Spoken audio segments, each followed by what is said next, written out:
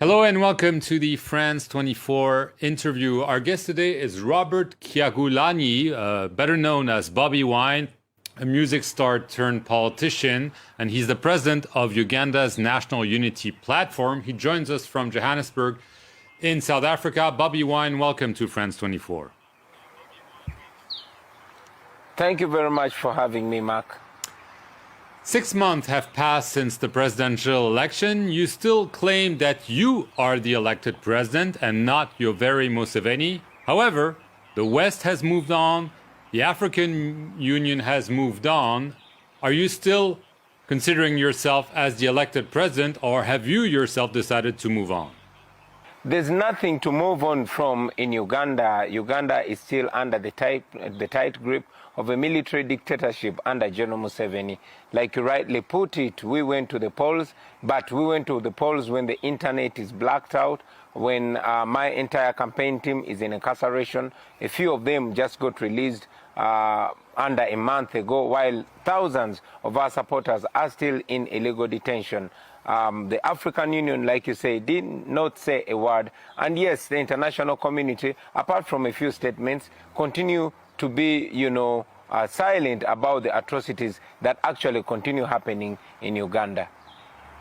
So you still consider yourself as the elected president of Uganda, or are you now saying, okay, let's look at the future, what we can do to change the situation in your country?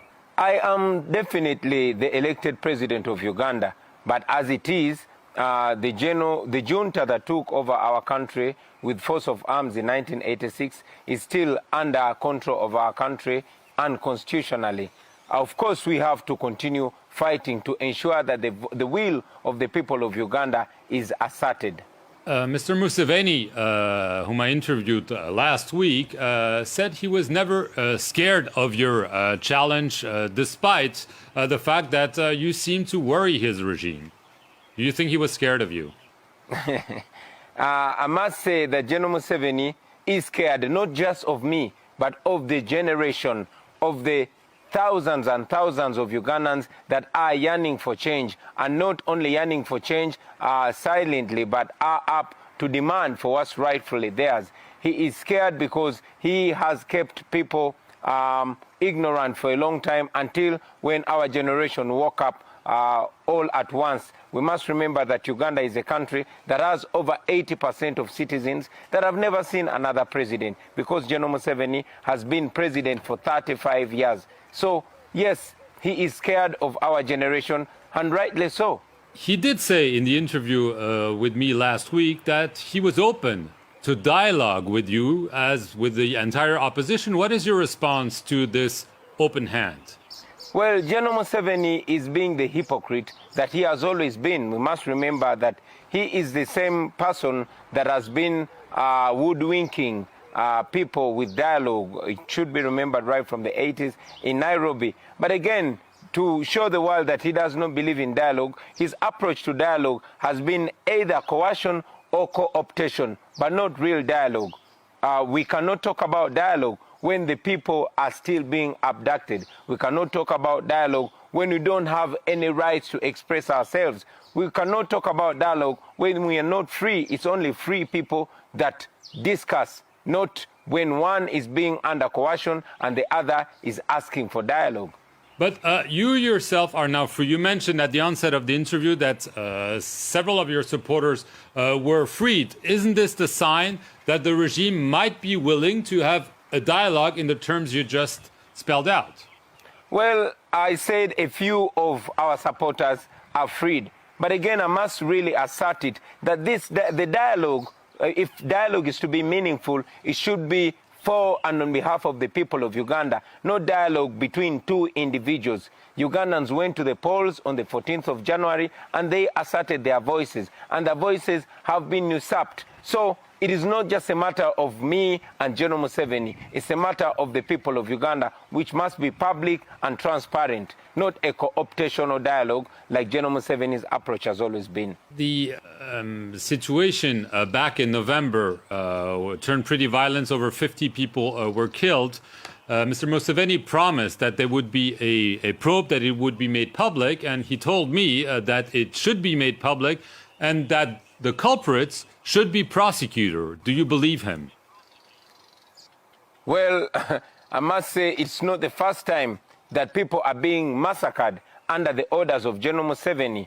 He came out and bragged and pounded his chest about the murder, the mass murder of Ugandans. And it must be remembered that all that mass murder and abductions are being done under the command of his son, General Muhoozi Kainerugaba, who is effectively in charge of the military. So it is rather hypocritical for General Museveni to order for the mass murder of the people, come out and publicly assert it on public TV that it is under the command of his son, and congratulate the military for the mass murder of those people, and then later on comes out to say that people will be prosecuted. It has been over 6 months. The people that murdered Ugandans are known, and this is not the only the only time that it has happened. My driver was murdered by the elite forces who were under the command of General Museveni's son.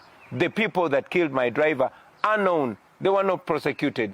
A renowned boxer called Zebra Senyange was killed by Museveni's soldiers, and he came out and owned that. None of them has been prosecuted. So he's lying when he said there will be accountability? He's definitely lying, and you know, it would be funny if it's not sad to hear the same person say one thing today and say another thing tomorrow. You mentioned his son. Do you think that he's grooming him to be his successor, that he wants Uganda to become a dynasty? Well, it's almost clear. I mean, General Museveni is somebody that has never stood with his word. But his actions are clear. His actions are clear. It's the same person that said he will not rule after the age of 75. At 75, he still has no hope or no sign of relinquishing power. It's the same person that said in 1986 that Africa's problem in general and Uganda in particular are leaders that overstay in power. 35 years later, he doesn't want to be reminded of what he said. So there's no reason to believe anything that he says. It's only reason to watch his actions and to discern for ourselves as Ugandans. Right. What he has done is to welcome Afghan refugees. This was at the behest of the U.S. administration. He says it's for purely humanitarian reasons. Is this your reading of this situation?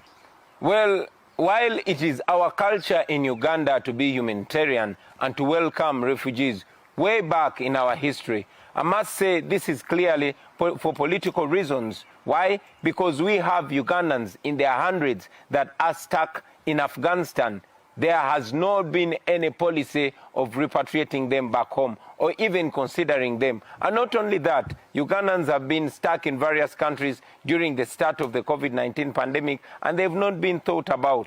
So we have every reason to believe that General Museveni is trying to cleanse his name and get in good books with the United States and the international community, of course, at the cost of Ugandans. He also criticized on national television the security forces for their use of violence, even torture. Isn't this a good thing?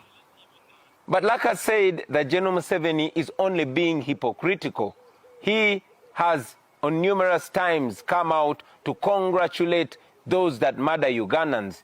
He has ordered for the abduction and murder of Ugandans. Now, to have him come out all of a sudden to denounce them is certainly trying to cleanse his already soiled international image. Right. How do you see him ending? I mean, do you see an end like, let's say, Robert Mugabe in Zimbabwe, Omar al-Bashir in Sudan, that is, being ousted by a popular uprisings? Or because maybe he has a military background, do you see him hanging on for many years? Well, it's clear. Recent history shows us how all dictators that have operated and behaved like General Museveni end up. We see it from the likes of Gaddafi, the likes of Omar al-Bashir, the likes of Mugabe, etc., etc. So there is no difference. It will certainly end the same way. General Museveni has shown us the same trajectory of all the dictators that come in the name of revolutionaries but descend into despised despots who abuse rights with impunity, but ultimately they end up in the dustbin of history. So we can almost be sure that it's just a matter of time for General Museveni to end up in the dustbin of history like all the tyrants that have come before him. Right. So this begs the question. You tried the ballot box. You claim that it was a fraudulent election. Are you advocating now a popular uprising to unseat President Museveni because you believe this is the only avenue to push him out? I advocate for every legal, every constitutional, and every moral option, especially if it's non-violent, to get rid of a dictatorship in Uganda and everywhere in the world. It has been done in many other African countries, and it certainly can and will be done in Uganda. We have said it before and we say it again, that now it is in the interest and indeed the responsibility of the people of Uganda to rise to the occasion and liberate themselves, because there is nothing anymore to be expected from a tyrant like Museveni other than constant abuse of the constitution, constant abuse of human rights.